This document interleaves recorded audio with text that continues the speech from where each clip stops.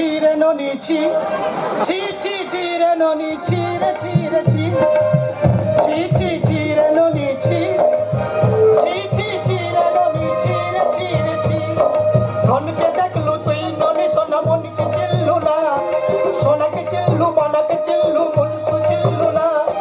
ধন নাই বলি মোর পাতে মন তার কাছে ধন, ধন আছে সোনা মন নাই তোকে তুই জানি না। কটা দিন বেঁচে জগি দিলু নাই তার করি কত গেলু, যা যা করে আসলা বেলে কেন সপাতলে ননি। ছি ছি ছি, ছি ছি ছি রে ননি ছি, ছি ছি ছি রে ননি ছি রে ছি রে ছি, ছি ছি। নমস্কার, আমি তো সত্য অধিকারীর মতো গায়ক নই, আমার নাম কার্তিক। আমি এ বাড়ির না না না না না না, এই পরিচয়টা দেওয়া যাবে না, এই পরিচয়টা দিতে আমার বড় লজ্জা করে। তবে আমি এটুকু গ্যারান্টি দিয়ে বলতে পারি, আমি ছাড়া এক মিনিটও এ বাড়িতে কারো চলে না।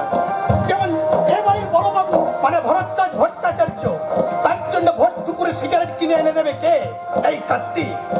তার ছেলে ভুবন, এই ভুবনের জন্য এই বাংলার বোতল জোগাড় করে এনে দেবে কে? এই কার্তিক। আর বড় বাবুর মেয়ে রিমঝিম, ওই রিমঝিমের জন্য সকালবেলায় গোয়াল থেকে দুধ দুই আনবে কে? এই কার্তিক।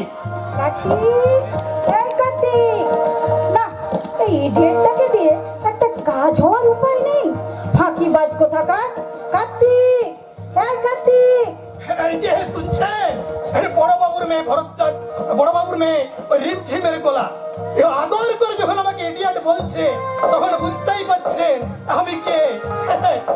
কি বলছেন? ঠিক ধরেছেন, আমি হলাম এবারের জামাই, মানে ওই জামাই ওই রিমঝিমের স্বামী। Shut up! আমি বলে আর বড়াই করতে হবে না। বেলা ৮টা বাজে, এখনো আমার জন্য দুধ আনতে পারলে না? কি আর করবো বলো, এই গোয়ালে গিয়েছিলাম তো গরুটা আমার হঠাৎ লাথি মারতে শুরু করলো। সেটাই যদি সহ্য করতে না পারো, তাহলে আমার মতো মেয়েকে বিয়ে করেছিলে কেন জানো না? সকালবেলা খাঁটি দুধের সঙ্গে চন্দন আর হলুদ বেটে আমি মুখে মাখি। কি আর করবো বলো, আরে গরু তো টিপকল নয় যে লেজটি ধরে এই বালতিটা পেতে পান করলে তার বাট থেকে ঝরঝর ঝরঝর করে দুধ ঝরে পড়বে। ইডিয়েটের মতো কথা বলো না। একটু পরেই আমাকে বেরোতে হবে, আমাদের মহিলা সমিতির সেমিনারে আজ আমার বক্তৃতা আছে। শোনো শোনো, তুমি আলমারিটা খুলে একটু সিঁদুর কৌটোটা খুঁজে পেলে বের করে রেখো না, ব্যাগে ভরে নিয়ে যাব। বক্তৃতার আগে একটু সিঁথিতে লাগিয়ে নেব। অর্থাৎ সিঁদুর কেবল বক্তৃতার কাজেই লাগে, অথচ অথচ তুমি আমাকে একটি ভালোবেসে বিয়ে করেছিলে। ভালো তোমাকে এখনো বাসি কার্তিক, শুধু কাজকর্ম ভুল করলে একটু আধটু শাসন করি। সে তো করবে, সে তো করবে, তুমি হলে কি আমার গুরুজন। কথাটা মনে রেখো, অতি পরম গুরু বলে পুরুষদের মস্তানি করার দিন এখন শেষ। সবাই বুঝলাম, কিন্তু এটুকু বুঝলাম না, দেশের সরকার কেন যে এত কোটি কোটি টাকা খরচ করে এটম বোম বানায়, সেটাই আমি বুঝতে পারলাম না। কেন বানাবে না কেন? আরে কি দরকার, এই তোমাদের মতো মেয়েদের তুলে এনে ছুড়ে মারলেই তো গোটা দেশটাকে আবার ধ্বংস হয়ে যেত। আমাকে ইনসাল্ট করে কথা বলো না কার্তিক, তুমি আমার স্বামী। স্বামী নয় গো, স্বামী নয়। আজকাল বড় লোকদের ঘরে সবার ঘরের সাথে যেমন অ্যাটাচ বাথরুম থাকে, আমি হচ্ছে তোমার জীবনের সঙ্গে জুড়ে যাওয়া সেরকম একটা বাথরুম। ননসেন্স কথা বলো না। কি বলতে চাও তুমি? বলতে চাই, এই আধুনিকতার হাওয়ায় তুমি একটা অজানা আগুনকে তুমি যেভাবে জ্বালাতে চাইছো, একদিন অনেক চোখের জন্য সেটাকে তুমি নেভাতে পারবে না, সেটাকে তুমি নেভাতে পারবে না। আয় কালিদাস কামান লাগি, আমরা যখন আগুন লাগাই তখন মানুষের চোখের জলটাও শুকিয়ে যায়, বোধ বুদ্ধি সব লোপ পেয়ে যায়। তাই তো যে দেশের প্রতিবাদের ভাষাটাও স্তব্ধ হয়ে গেছে। ঝড়ের আগে পৃথিবীটা স্তব্ধ থাকে বাবা, সেটা বুঝেও যদি কেউ সাবধান হতে না পারে, তার মাথার উপর থেকে কিন্তু পুরো ছাদটাই উড়ে যায়। উড়ুক উড়ুক, আজ আমার বড় আনন্দের দিন। পার্টির হাইকমান্ড এবারের বিধানসভার ভোটে আমাকে টিকিট দিয়েছে। তার মানে আর কদিন পরে আমি হব এমএলএর মেয়ে। হ্যাঁ রে, হ্যাঁ, একেবারে 16 আনা সত্যি। এবার আমি এই গ্রামের ঘরে ঘরে চোলাইয়ের কারখানা খুলবো। তাতে আর অসুবিধে কিসে? তুই নিজেই তো একটা চলমান চোলাইয়ের কারখানা। চিন্তা করো না বাবা, ভোটে জিততে হলে তোমাকে এক্ষুনি মাঠে নামতে হবে, জলের মতো টাকা খরচ করতে হবে। আমি তো 20 বছর আগেই মাঠে নেমেছি রে। মানুষ খুন করেও আইনকে ফাঁকি দিয়েছি। নিজের দাদাকে পাগল সাজিয়ে এই পাতাল ঘরে বন্দি করে রেখেছি। একটা গুপ্তধন ঘুরে রেখেছি, আর সেই গুপ্তধনের চাবি হলো রাহুল। কিন্তু রাহুল যে একমাত্র কলকাতায় কি ঘাটতি মেরে বসে আছে, সে খবর রাখো তুমি। রাখি রাখি, আর সেটাই তো আমার কাছে কেমন অবাক লাগছে। যে ছেলে আমাকে দেবতার মতো ভক্তি করে, আমার পারমিশন ছাড়া একটা পাপ ফেলে না, সে আমাকে না জানিয়ে 1 মাস হলো কলকাতায় পড়ে আছে কেন? আর তার জন্য তো তুমি দায়ী। তুমি তো ওকে টাকা দিয়ে কলকাতায় ফুর্তি করতে পাঠাতে। হ্যাঁ, পাঠাতাম। এই সংসার সম্পত্তি আর ওর বাবার দিক থেকে মুখ ঘুরিয়ে রাখার জন্যে আমি ওকে মেয়ে মানুষের নেশা ধরাতে চেয়েছিলাম। একমাত্র মেয়েরাই পারে পুরুষের মাথা মুড়িয়ে তাকে ভেড়া বানিয়ে রাখতে। এই রিমঝিম যেমন কার্তিককে করে রেখে। সেটা দেখবে তো। তুই বললে কি রাহুল যাকে তাকে বিয়ে করে নেবে? আয় কালিদাস, কামান দাগি, আমার কোথায় রাহুল আগুনে ঝাঁপ দিতে পারে আর বিয়ে করতে পারে না। তাই তো আমি দামোদরকে কলকাতায় পাঠিয়েছি রাহুলকে ফিরিয়ে নিয়ে আসতে। কথা মতো রাহুলকে সঙ্গে নিয়ে ফিরে এসছে ছোট বাবু। রাহুল ফিরে এসেছে। হ্যাঁ, ওরা মন্দিরে গেল প্রণাম করতে, এক্ষুনি আপনার কাছে আসবে। ওরা মানে রাহুলের সঙ্গে আর কি এসেছে? রাহুলের বিয়ে করে বউ। রাহুলের বিয়ে করবো? কাকে বিয়ে করেছে রাহুল? কোথায়, কবে? মেয়েটাকে কি তার পরিচয়? কলকাতা নাইট ক্লাসিক ক্লাবের নর্তকী মিস অজন্তা। What? রাহুলের এত বড় সাহস যে বাবার পারমিশন না নিয়ে বিয়ে করে ফেললো। এই বিয়ে রাহুল আর আমার কিছু মিলে দেবো না বাবা। তুমি ঠিক বলেছো ভগবান। অজন্তা হলো লেখাপড়া জানা আধুনিকা মেয়ে। ও যদি একবার এই বাড়ির ইতিহাসটা পেয়ে যায়, তাহলে আমাদের সবাইকে পথের ভিখারি হয়ে বসতে হবে। পাগল নাকি? রাহুলকে তাড়িয়ে দিলে আমি কি খাবো? আমার চেকে সই করবে কে? ঠিক বলেছো ভরদ্বাজ। আমরা আমরা শাকের করাতের মধ্যে ফেসে গেছি আইন মাফিক। ওদের ওদের ফিরিয়ে দিলে আমরা ধনে প্রাণে মারা যাব। আর আর ওই নতুন বউটা এ বাড়িতে আসলে মাথার উপরে মরণ খাড়া হয়ে ঝুলে থাকে। এই মুহূর্তে ওদের মেনে নেওয়াটাই হবে বুদ্ধিমানের কাজ। কিন্তু কিন্তু তুমি বড় বাবুর উইলের কপিটা ভুলে যাচ্ছ ভরদ্বাজ। সেখানে আরো লেখা আছে, ওই রাহুলের যখন বিয়ে হবে তখন থেকে তার সন্তানের সব সম্পত্তির মালিক হবে রাহুলের বউ। সন্তানটা তো আকাশ থেকে পড়বে না। তার আগে আমি 10 মাস সময় পাবো। ততদিনে হয়তো ওই নতুন বউটা একদিন আমার বাবার মতোই আমি বলছিলাম তোরা কেউ কোনো কথা বলবি না। যা বলার যা করার সব করব আমি, এই ভরদ্বাজ ভট্টাচার্য। আমাকে তুমি ক্ষমা করো। তাই তো আমি মাথা নিচু করে তোমার কাছে ক্ষমা চাইতে এসেছি। আমাকে তুমি ক্ষমা করো কাকা। ক্ষমা? সেই ছোটবেলা থেকে তো বাবার স্নেহ আর মায়ের মমতা দিয়ে তুমি আমাকে মানুষ করে তুলেছো। আমার বুকের ভেতরে শ্রদ্ধার ভক্তির আসন পেতে বসে রয়েছো। কিন্তু জীবনে প্রথমবার আমি তোমার কাছে একটা অন্যায় করে ফেলেছি, অপরাধ করে ফেলেছি। অপরাধ? অপরাধ? তাই এত বড় ঘটনার পরেও তোরা আমারও এখনো সামনে দাঁড়িয়ে আছিস, আমার পায়ে হাত দিয়ে আশীর্বাদ চাইছিস না? কাকা,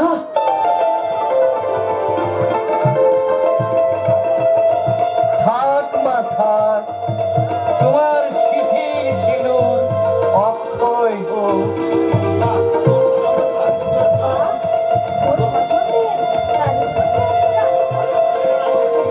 আমাদের আধার ঘরে পূর্ণিমার চাঁদ উঠলো। এসো বৌদি, ভেতরে এসো। না না, আমার শ্বশুরমশাই মানে ওর বাবাকে প্রণাম না করে যে আমি ভেতরে যেতে পারবো না।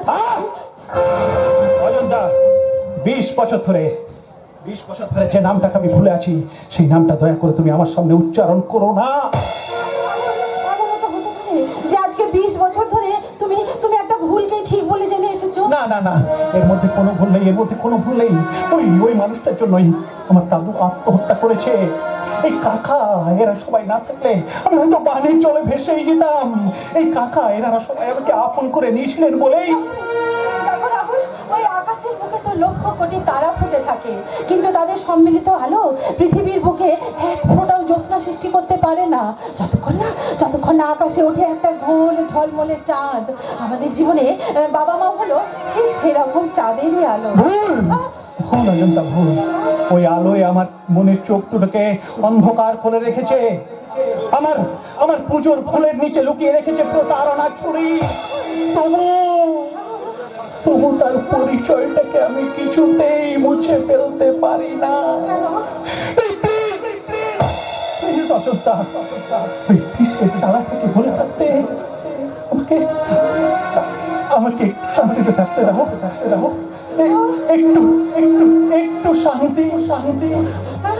অনেক বেদনা ভরা আমার জীবন, আমি আর ব্যথা পেতে চাই না।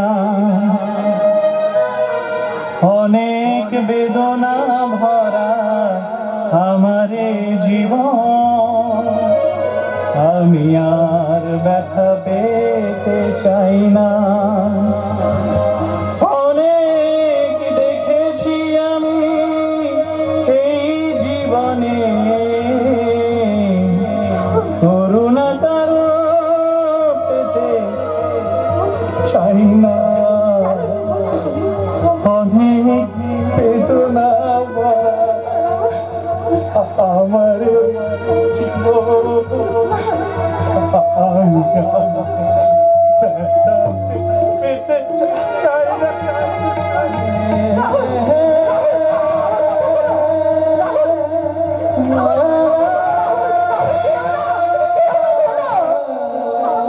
আমাকে সেই চিরস্থায়ী শান্তির খোঁজে একবার যে বাবার ঘরে যেতে হবে।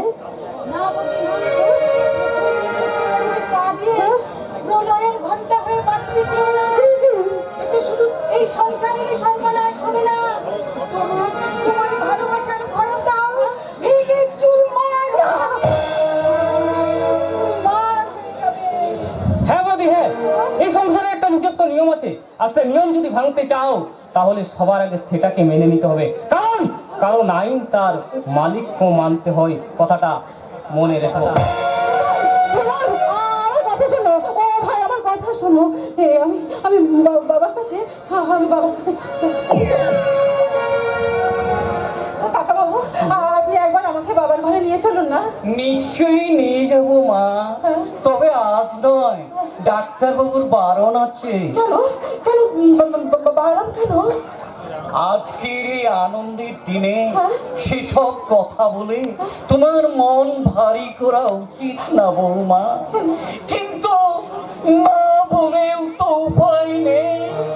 হে ভগবান, কোন পাপে এই সংসারের এত বড় সর্বনাশ হলো। কাঁদবেন না কাকা বাবু, আপনি কাঁদবেন না। আমাকে বলুন না কি হয়েছে। সত্য যতই কঠিন হোক আমি সব সহ্য করতে পারবো, বলুন। মাগো, রাহুলের কুষ্ঠিতে লেখা আছে 30 বছর বয়সের আগে ও যদি সন্তানের বাবা হয়, তাহলে সেই সন্তান তার বাবার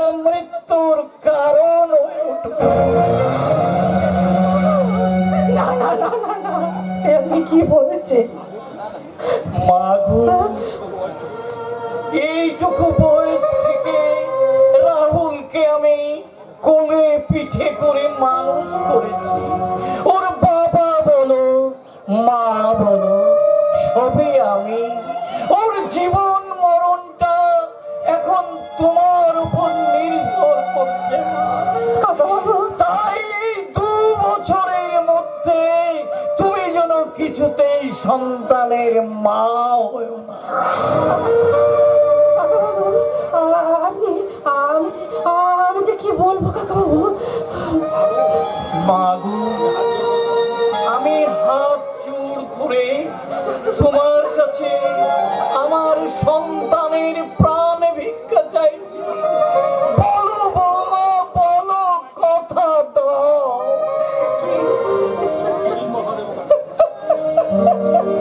কি কথা দেব কাকাবাবু?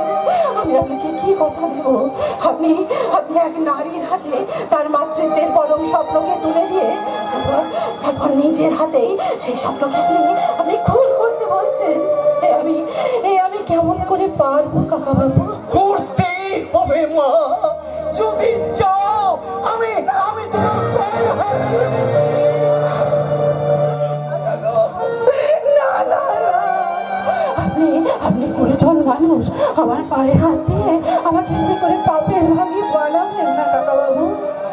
বেশ বেশ, আমি কথা দিচ্ছি, আপনি যা চাইবেন, আপনি যেমন চাইবেন আজ থেকে তাই হবে। ধন্য বৌমা, ধন্য ধন্য ধন্য। তুমি আমাকে নিশ্চিন্ত করলে বৌমা। এবারের বউ হিসাবে সেটাই তো আমার কর্তব্য কাকাবাবু। দেখুন দেখুন, তাই তো আমার আধুনিক শিক্ষা সেই সংস্কারকে মেরে ফেলতে পারেনি। তাই তো 2 হাতে শাখা পলার বন্ধন আর সিঁথিতে লাল সিঁদুর দিয়ে আমি লাগিয়ে দিয়েছি। এই সিঁথির সিঁদুর যদি আমার মাতৃত্বের স্বপ্নকে রক্তাক্ত করে দেয়, তবু আমি চোখের জল দিয়ে আমার সেই স্বপ্নকে, সেই রক্তের দাগকে, সেই ক্ষতকে ধুইয়ে দেব। কিন্তু আমি আপনাকে কথা দিচ্ছি কাকাবাবু, আমি কথা দিচ্ছি, আমি কোনোদিন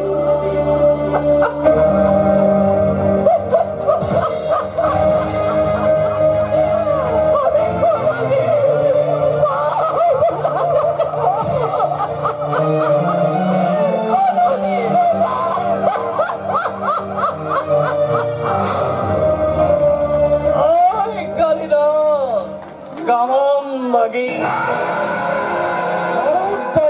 পুরিয়ার উপর এবার ভরসা রাখতে পারবে তো সুরেন? সম্পত্তিটা না হয় সামলাতে পেরেছো, কিন্তু কিন্তু ও যদি একবার রাহুলের বাবার সঙ্গে দেখা করে তাহলে কিন্তু একটা ভয়ঙ্কর ঝড় উঠতে পারে। তার আগে ওই হোমিওপ্যাথিক ডাক্তারটাকে আমাদের হাত করতে হবে। আর ওর বড় ছেলে বলেন আমাদের সঙ্গে তো হোটেল খুলতেই চাইছে, কারণ আমার ছেলের হাতে যে এখন প্রত্যাশার গ্যাস বেলুন, তাই আপনাদের কোলে চেপে সেজে সাফল্যের স্বর্গে উঠতে চাইছে। আসুন আসুন ডাক্তার বাবু, কদিন হলো আমার দাদার শরীরটা বেশ ভালো যাচ্ছে। জানি, আমার মনে হয় আপনি ওকে একটা ভালো নার্সিংহোম থেকে ভর্তি করে দিন। না ডাক্তারবাবু না, এই বাড়িতে দাদাকে আমি নিজের হাতে সেবা যত্ন করি। সেই যত্ন আর ভালোবাসা কি নার্সিং হোমে পাওয়া যায়? তবু এ বাড়িতে উনি লুকিয়ে লুকিয়ে ড্রাগের ওষুধ আর ইনজেকশন নিয়ে যাচ্ছেন। না, তা কি করে হয়? ওকে তো আমরা 24 ঘন্টা ঘরে তালা বন্ধ করে রাখি আইন মাফিক। তবু ওনার 2 হাতে আর কোমরের নিচে আমি ইনজেকশনের টাটকা তাজা দাগ দেখতে পেয়েছি। নিশ্চয় বড় বাবু কোনো চাকর বাবুদের টাকা খাইয়ে। না না, চাকর বাকর নয়, খুব পাকা হাতে ইনজেকশন গুলো দেওয়া হচ্ছে। হয় কোনো ডাক্তার কিংবা ডাক্তারি বিদ্যায় পারদর্শী এমন কেউ হতে পারে। আমাকে ইঙ্গিত করছেন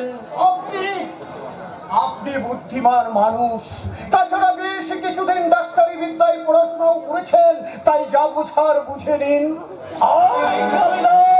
কেমন লাগে এই অভিযোগ শোনার জন্যই বুঝি আমি আপনাকে 2 লাখ টাকা ধার দিয়েছিলাম। 50 বছর ধরে আমি হোমিওপ্যাথিক চিকিৎসার উপরে ক্যান্সারের ওষুধ আবিষ্কারের চেষ্টা করে চলেছি, আর সেই জন্য টাকাটা আমি আপনার কাছ থেকে নিয়েছিলাম। আর সেই টাকার বিনিময়ে আপনি আমার বসত বাড়িটাকে বন্ধক রেখে আমার কাছ থেকে মোটা টাকা সুদ নিচ্ছেন।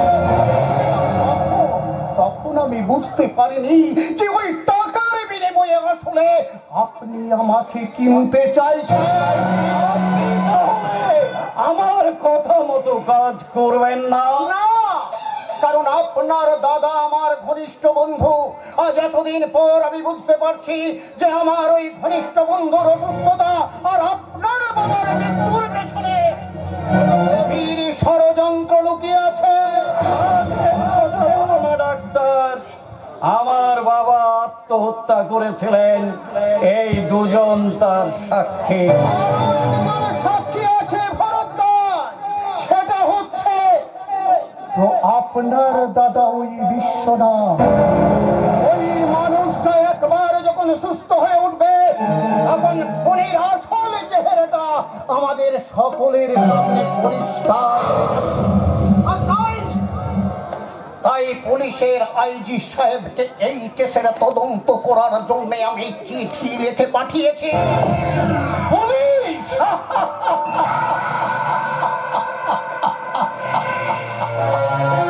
টাকার জোরে আমি আইন, আদালত, পুলিশ প্রশাসন সব কিছুকে কিনতে পারি ডাক্তার। ভরদ্বাজ বাবু,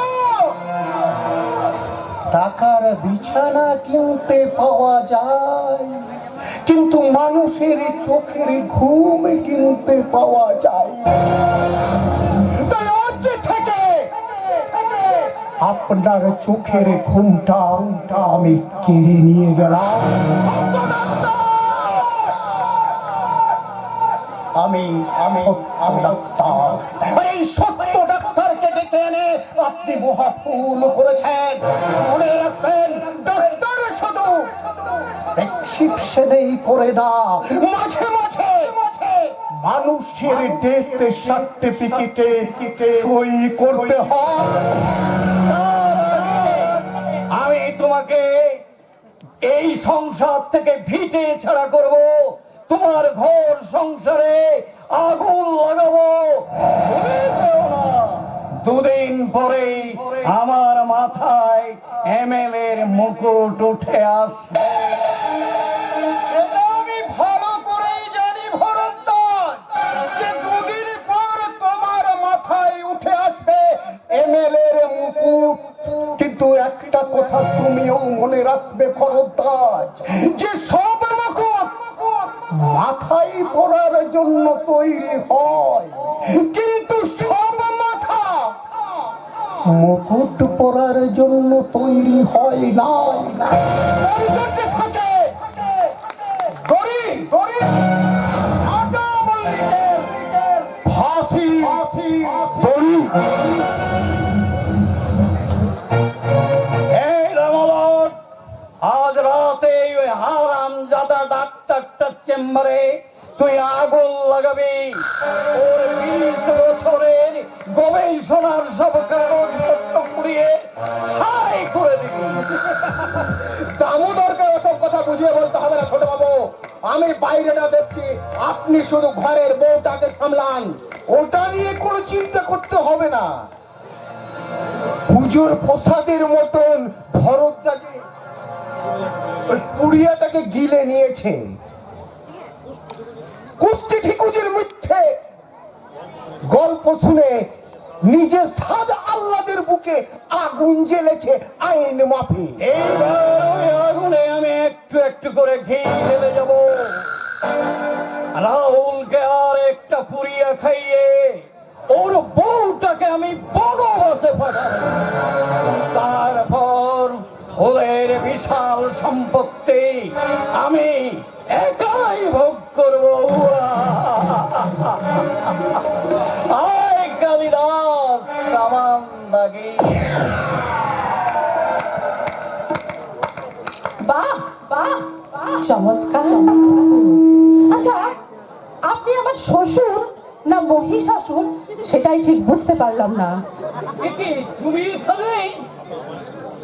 থেকেই আপনার মায়া কান্না শুনে আমার কেমন যেন একটা সন্দেহ হয়েছিল। তাই ওই পর্দার আড়ালে দাঁড়িয়ে আমি আপনার সমস্ত কথা শুনে আপনার চরিত্রটাকে চিনবার চেষ্টা করছিলাম। এবার এবার এবার এই বাড়িতে আমি আমি আপনার সমস্ত ষড়যন্ত্র আর সর্বনাশের শেষ আগুন হয়ে দাও দাও করে জ্বলব।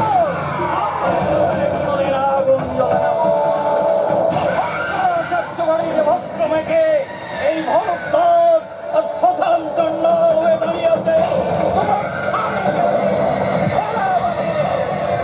তাই আমার বিরুদ্ধে একটা কথা উচ্চারণ করলে আমি ওই রাহুল তোমার স্মৃতিটাকে রক্ত দিয়ে রাঙিয়ে দেবে।